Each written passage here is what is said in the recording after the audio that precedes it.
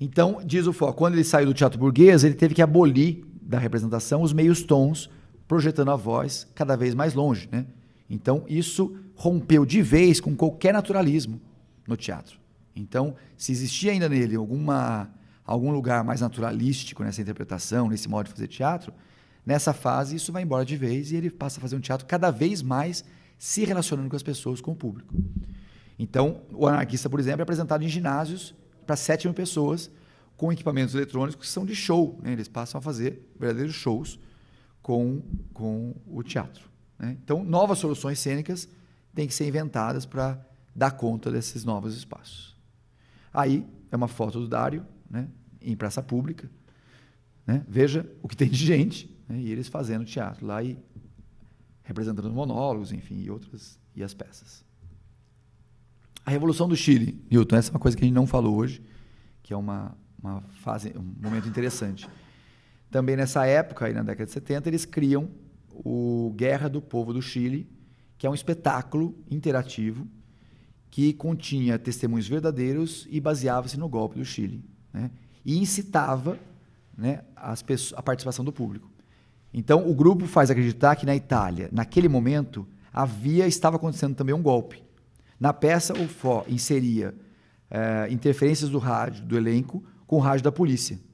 As interferências retornavam com ordens de código cada vez mais alarmantes. A tensão ia crescendo no público até a histeria, o pânico e a agitação geral. Alguns queriam fugir do público e outros pegar em armas e fazer a revolução.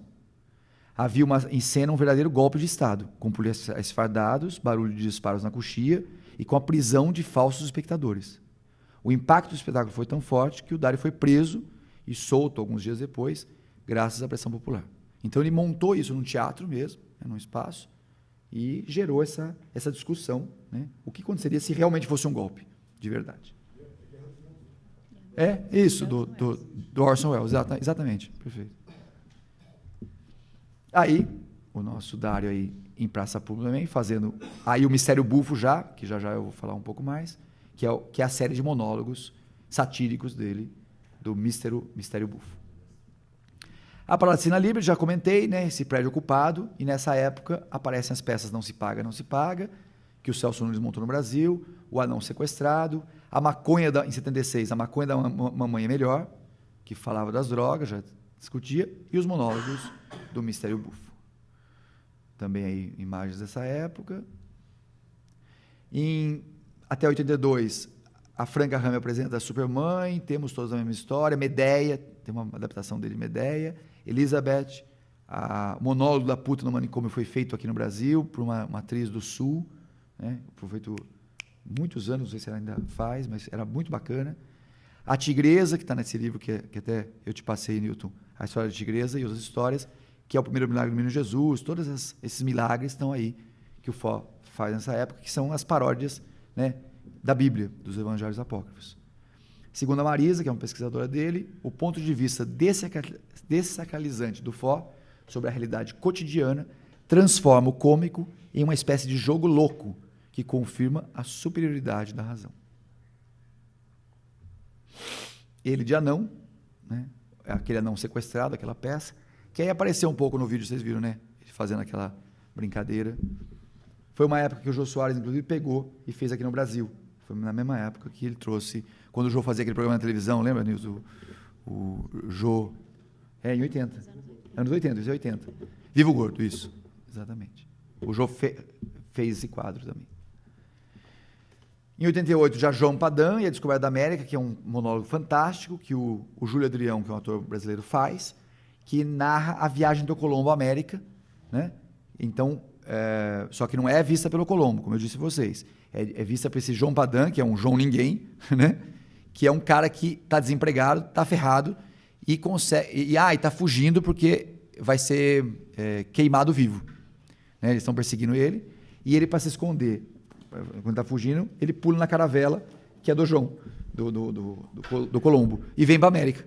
E aí ele vai narrando a viagem e os genocídios e massacres e o choque cultural entre a civilização europeia e a americana, né? Então é fantástico, porque assim, é repleto de ironia e né, de cenas maravilhosas.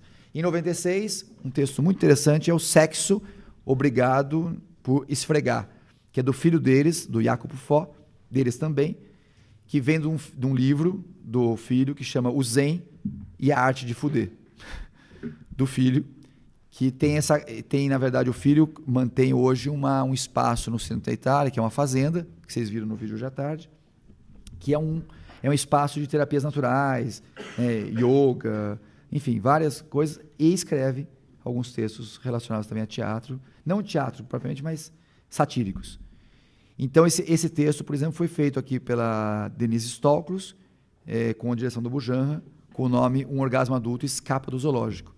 E pela Marília Pera, com direção do Lage, com o nome de Brincando em Cima daquilo. São quadros sobre a questão sexual, né? Então, em 80, isso já é 96, né? Então, na década de 90 começa a aparecer essa coisa da liberação um pouco maior, né? Da discussão mais sobre sexo. Então, esse texto tem muito a ver com esse momento político, de comportamento. Então, eles fazem, são quadros, sempre em quadros.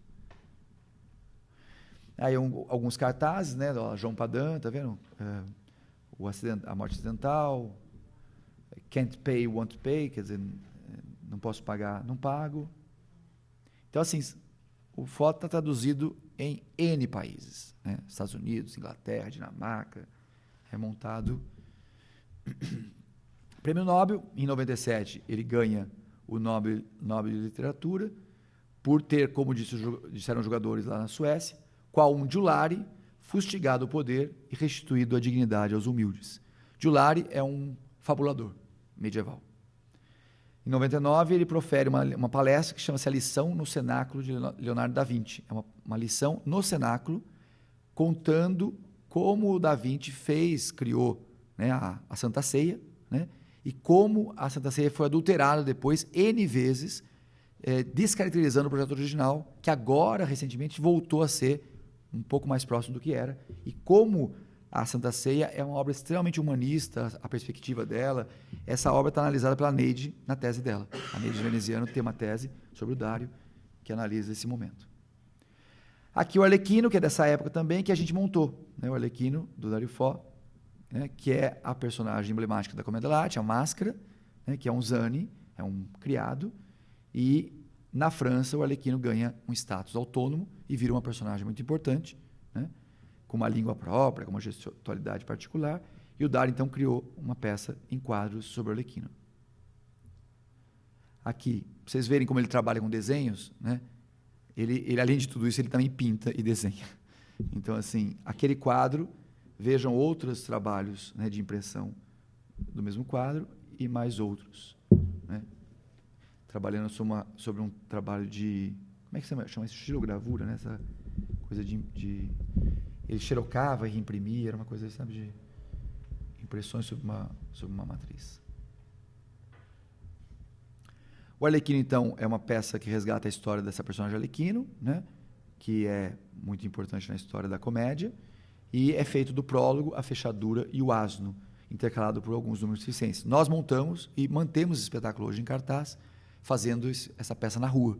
Hoje a gente levou esse espetáculo para a rua, e é um sucesso. As pessoas, né, o quadro do asno, por exemplo, as crianças adoram, porque tem o asno, tem o leão, né? E a fechadura que eu faço é um arlequino que quer enfiar a sua chave, uma chave enorme, na fechadura da Franceschina. E a Franceschina não quer, ela está morrendo de fome, mas ela não quer, né? Mas lá pelas tantas ela cede por meio frango. Ela aceita, desde que ele dê para ela meio frango. E eles negociam por um frango e ele dá uma girada. E é uma bela alegoria, né? Então, veja aí, Nilton, também o que eu comentei hoje, os desenhos, né? O Dário cria uma série de desenhos, né, como se fosse um storyboard, para criar a cena. Então, ele vai criando uma série de desenhos com momentos de cenas, né? Momentos dramáticos, momentos cômicos, enfim. E escreve também, né? E coloca o texto e vai dando essa dimensão, né? Prólogo lá em cima, prólogo com a dona que lava o pavimento, que lava o chão, né? Arlequino e, não sei, Escaramucci, lá em cima. Aqui Arlequino e o baile, né? Um baú. Arlequino e o peixe, como se fosse uma história do peixe e da baleia. Então aí, ó, um texto dele, para vocês verem um pouco, né, essa coisa escrita, ele escreve em dialeto. Então, uma coluna aqui é dialeto, a outra é italiano.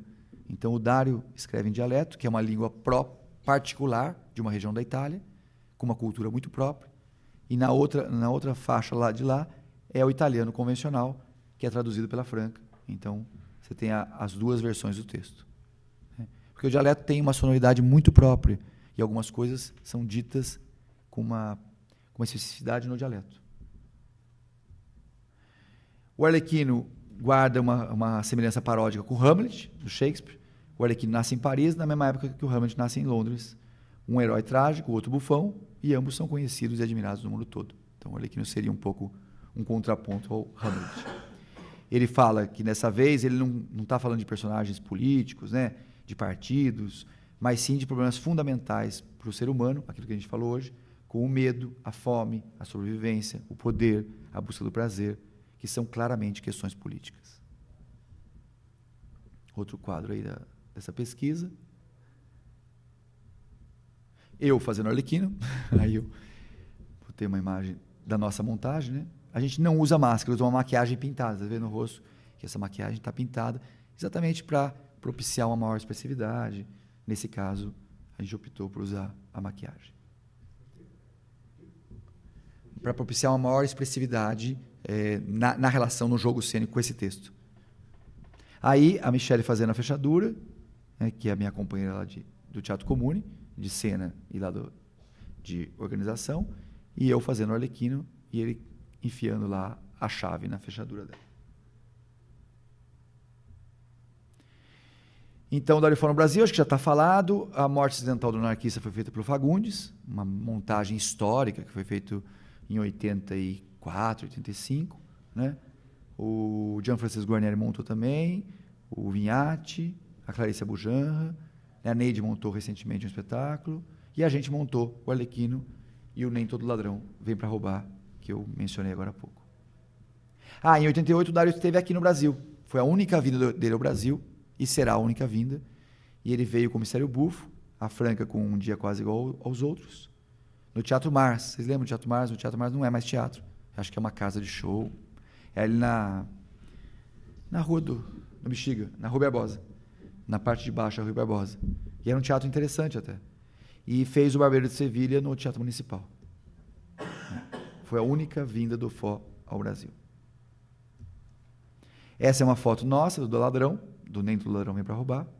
O ladrão se esconde no relógio, tá vendo? Isso é um relógio, pêndulo, e ele se esconde dentro do relógio. E aí começa um quiprocó de uma... É um ladrão que vem para uma casa roubar, né? Começa a assaltar, e aí o marido, que sou eu ali, com o amante, saem do quarto porque ela acha que tem alguém na casa. E lá pelas tantas eles surpreendem o ladrão, pegam o ladrão. E aí eles começam a ameaçar o ladrão e começam a ameaçar de morte o ladrão. E querem deixá-lo paraplégico para ele não poder contar nada. E aí vai. Para finalizar essa etapa, o Santo Giulari, ele faz um espetáculo sobre São Francisco de Assis, que mostra que o São Francisco era um dos maiores fabuladores medievais, né? Que reunia mais de 5.000 pessoas em praça pública. Eu tive na Itália, acabei acompanhando essa exposição Bonecos com Raiva e Sentimento, em Roma, na Universidade de Roma, e essa passeata contra o Estrade, contra as tragédias, que era um protesto pelo não julgamento dos policiais que mataram operários nos últimos 30 anos na Itália, né? Então, foi à praça pública, falava, e é curioso porque a Franca Rame, nesse período negro da Itália, ela chegou a ser estuprada, e a polícia atribuiu o estupro à esquerda. E aí, depois se descobriu que foi a própria polícia que fez isso, que sequestrou a Franca e estuprou. Então, você vê que é um momento complicado, né? Não é Então, o Dario hoje continua escrevendo, né, atuando, claro que pela idade menos. Eles foram um dos primeiros ativistas a assinar um manifesto por Cuba, a respeito de Cuba. Ele foi 2 vezes candidato a presidente da Itália. Ela foi senadora italiana, Franca. Ela chegou a ser senadora, depois não aguentou, saiu. Ficou 2 anos lá e saiu. Oi? Ele foi candidato a prefeito de Milão e não se elegeu, mas foi bem votado, mas não se elegeu. Não. Há um monólogo dele sobre o Burrei, que é muito interessante, e uma peça que ele satiriza o Putin e o Berlusconi. pôr em cena um Putin com a cabeça do Berlusconi e um Berlusconi com a cabeça do Putin. Ele troca as cabeças e aí... Então, essas trocas, esses travestimentos de trocas, outra coisa muito que é bacana, essas trocas, sabe? Tirar esses deslocamentos de trocas também é muito interessante na obra dele. E esses travestimentos, né? Fingir que é uma coisa e não é, né? Se passar pelo outro. Isso tá... Quer dizer, é a farsa, né? É o universo da farsa. Em Milão, eles têm a sede deles em Milão, né? E existe um site deles, depois eu passo para vocês. E o filho tem esse espaço lá. Aí, é a exposição que eu fiz parte lá em Roma, né, com esses cartazes e bonecos, que era uma exposição bem bonita, com painéis enormes, era uma exposição bem interessante. Queria saber se o Arlequino, na verdade, é declaradamente um reflexo de um padrão de comportamento da época. Assim, o Arlequino é uma máscara, na verdade, né? A máscara da comédia dell'arte, que nasce, quando a comédia nasce em 1500, na verdade, a comédia dell'arte nasce em 1440 com um cara que chama-se Angelo Beocco, conhecido como Ruzzante. É um dos grandes autores, era um grande satírico, né? E forma um grupo que, vamos dizer, é a fundação da tal da comédia dell'arte. E é um autor, inclusive, que o Fo se remete muito a ele o tempo todo. E era um homem de uma provocação, de uma força satírica incrível. E, então, o Arlequino surge como uma máscara de um criado, de um servo, dentro dessa estrutura que eu vou falar daqui a pouco, que é dos velhos. Os velhos são Pantalone, Pantaleão, Doutor, né? São os velhos. Um personagem intermediário é o capitão, que é a sátira aos soldados espanhóis. Os enamorados, que não usavam máscaras, então eram jovens, né? Pessoas que tinham apenas uma maquiagem carregada, mas nunca usavam máscaras porque eram de coração bom, almas puras. Então, não portavam máscara. E os servos, os criados, que eram Arlequino, Trufaldino, Trivelino e Brighella. Tem centenas de nomes, né? Pulcinella é outro servo, né? Só que é de Nápoles, é do sul. E aí o Arlequino, então, é uma máscara que começa a funcionar na comédia como servo. E passa muito tempo assim. Quando os comediantes vão para a França, ele continua sendo servo. Porém, vamos dizer que ele vira o personagem principal como servo, entende? Ele vira o foco principal, porque ele fica sendo tão engraçado que as pessoas não vão mais para ver a trama da comédia dell'arte, mas vão para ver o Arlequino. Porque ele passa a ser tão interessante, tão absurdo, e tão engraçado, e tão fascinante, né, pelos atores italianos que encarnavam o Arlequino, que ele se transforma num personagem autônomo na França e ganha um status próprio. Tanto que o Foch fez essa homenagem aos 400 anos do personagem e o Piccolo Teatro de Milão, em 48, montou o Arlequino Servidor de Dois Patrões, que é do Goldoni, né, é a peça do Goldoni já escrita em 1750, mais ou menos. O Piccolo montou em 48 e é feita a peça até hoje, né, que é com a direção do Streller.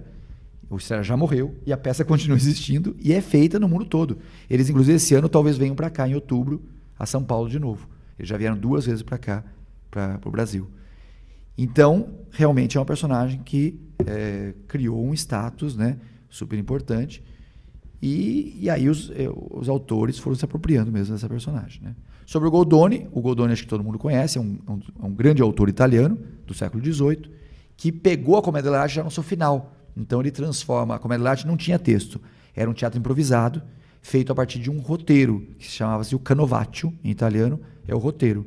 Então os atores pegavam aquele roteiro, o cômico principal lia o roteiro para os atores, que é quem sabia ler, em geral os atores não sabiam ler, e os atores então começavam a improvisar em cima daquele roteiro, a partir de personagens fixas, ou seja, eles, cada um já fazia uma personagem fixa. Então, eu já era Arlequino, eu era sempre Arlequino. Eu me especializava em Arlequino. Eu me especializava em Doutor. Né? Quem viu aquele filme, A Viagem do Capitão Tornado, né? Quem não viu, pegue na locadora, é um filme fantástico, que conta, o Hétero Escola conta a trajetória, uma viagem dessa trupe de atores dell'arte da Itália para a França para se apresentar em Paris. Tá? Então, é um filme bacana para vocês assistirem. Então, tá respondido assim, tá claro? Então, é uma máscara, né? Mas que é um arquétipo, como todas as máscaras, e que ficou tão importante, foi tão fascinante na história do teatro, que ela hoje tem um lugar, vamos dizer, de destaque teve vida própria, isso, perfeito. Acho que ela ganhou autonomia. Né? Boa noite. Você acha que o Dario, em relação à política, ele era levado a sério? Foi levado a sério na Itália? Interessante a pergunta. Eu acho que sim. Ele sempre foi um cara de esquerda, né? Por um certo tempo esteve no Partido Comunista, depois saiu, né? Mas sempre a posição política dele sempre foi de esquerda e sempre foi um cara muito crítico da aristocracia e dessa coisa italiana que é nojenta, né? Vocês vê hoje o Berlusconi na Itália, quer dizer, o Bunga Bunga, né? Eu pus no Bunga, vocês sabem das festas do Berlusconi, das orgias do Berlusconi, que o jornal disse que chamava-se, o apelido era Bunga Bunga, as festas. E nós fazemos um mentiroso do Goldoni, agora no nosso teatro a gente estava fazendo, e a gente botou o Bunga Bunga, né? Quer dizer, é patético. O Berlusconi esteve aqui em São Paulo e fez uma festa orgiástica num hotel aí chique de São Paulo. Quer dizer, não é uma postura para um primeiro-ministro italiano, né? Vamos e venhamos. Então, assim, é a decadência moral e total do... Né? Agora, a Itália tem isso. A Itália tem uma extrema-direita, né, muito conservadora e muito ligada à igreja. Né? E o Dario Fo, assim, ele é amado por uma parte da Itália e odiado por outra. Porque o Dario Fo foi fazer peça com o Papa. Tem uma peça do Fo que chama O Papa e a Bruxa. Você imagina o que é isso? Uma farsa política que chama o Papa e a Bruxa. Né? Então, ele é um cara, assim, que pela sátira criticou até hoje, né, políticos, governo, o Papa, toda essa coisa, né?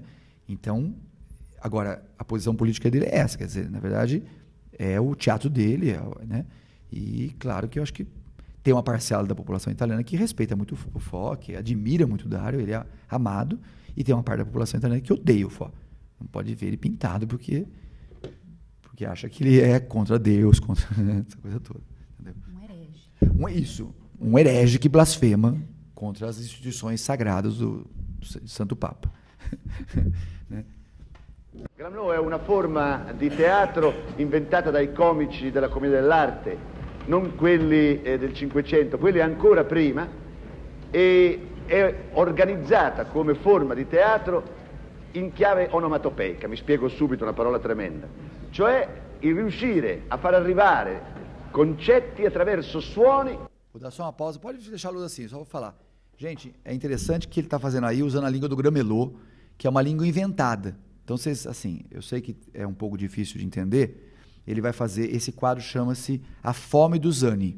Zani é essa máscara muito próxima do Arlequino, que é a máscara do servo, do criado, que é uma máscara que representa os camponeses italianos do século XVI, que são pobres, né? Essa figura completamente desprovida de tudo e que vive com fome. E que acaba circulando em volta do Pantaleão, do doutor, dessas figuras, né? Desses mercadores e tal. E o Zani é essa figura famélica, né? Que vive com fome, e que ele vai fazer esse Zani, então, com uma linguagem que é esse Gramelot. Então, Gramelot é uma língua inventada, que o Dario inventou, e que os atores, então, que alguns atores inventam. A partir do quê? A partir da língua. Então ele pega a língua italiana, pega algumas palavras-chave e cria uma língua que é feita de sonoridade só. Então, se por acaso alguém aí entende italiano ou compreende um pouco italiano, ele está falando agora em italiano. Mas daqui a pouco ele vai fazer o Gramelot, vocês vão perceber a distinção, e que isso não é língua nenhuma, é uma língua teatral, né? E isso amplia a expressividade em cena, né? Cria uma teatralidade muito interessante. Che però non sono parole stabilite, convenzionali. Auli roulé che ta musée che ta profitta l'usinghe, tu li lem blu, tu li lem blanc. Questo è il Gramelot inventato dai bambini. E qualcuno aveva detto che il Gramelot è stato inventato dai comici dell'arte per sfuggire alla censura. Straniera evidentemente anche per la nostra lingua esiste, soprattutto per i dialetti. Il più famoso dei Gramelot è quello degli Zanni. Zanni è il prototipo di tutte le maschere della commedia dell'arte. È il padre delle maschere più importanti, tipo per esempio Arlecchino, Brighella, eccetera, eccetera. Ma non è un personaggio inventato, è un personaggio reale. Lo Zanni, come personaggio, è addirittura legato a una categoria di persone, meglio dire una classe sociale. I contadini delle valli di tutto il Po, delle montagne che si riversano poi sulla piana del Po. Erano i Lombardi, i Veneti, anche i Piemontesi, i quali a un certo punto della loro vita, esattamente nel 500, dovettero abbandonare le proprie terre, perché le proprie terre non gli davano più la possibilità di campare, non riuscivano più a vendere quello che producevano, andavano sui mercati e trovavano di colpo della merce che veniva dall'Oriente e che costava un terzo o la metà di quello che avevano bisogno loro di incassare per poter andare avanti a lavorare. É um teatro que acho que os italianos fizeram como ninguém na comédia dell'arte, né, usando o recurso gestual e vocal, onde você pode apresentar para qualquer público, porque qualquer público vai entender, né? Pode perder uma palavra ou outra, uma coisa, mas a essência está aí, né? Porque é um teatro baseado na pantomima, baseado na gestualidade, na voz, e que trata de temas que são universais, quer dizer, temas que são caros para todo mundo, quer dizer, a questão da fome, por exemplo, nesse quadro, né? Então, não há como alguém não entender ou não se sentir incluído, não se sentir, né, que está sendo dito isso a ele e está comunicando, né? Enfim, então eu acho realmente um trabalho muito interessante, né? Algum comentário? Uma dúvida? Claro. Na verdade, eu queria até saber se a minha pergunta está relacionada ao tema. Mas o Dario Fo, ele fez algum trabalho de estudo também com a coisa do clown, do Augusto, do Bianco, do Tony de Soirée? Ou é uma coisa que visualmente está diretamente relacionada, mas corre em duas vertentes separadas, assim? Eu não conheço esse trabalho. O que eu sei é que o Dario é chamado no mundo todo, em vários momentos, de clown e de bufão, né? Até clown de Deus, tem umas coisas, sabe, clown satírico, né? Enfim, já apareceram isso assim, umas coisas que eu vi, tanto como clown como bufão, né? E na verdade ele sempre colocou que essas figuras são muito semelhantes, né? Para ele não tem distinção entre o clown e o bufão, quer dizer, não tem. São figuras da Idade Média que são muito semelhantes, né? O Zani, né? São todos irmãos desse mesmo manancial da Idade Média, dos fabuladores, dos jograis, né? Esse povo que habitava as feiras e as praças públicas na Idade Média, né? As vozes são os intérpretes da Idade Média, né? Agora, em específico, o que eu conheço é mais o trabalho com Lecoq mesmo, né? Que é mais marcante, mais desse trabalho gestual dele, né? Agora, o que mais ele fez, isso eu realmente não sei.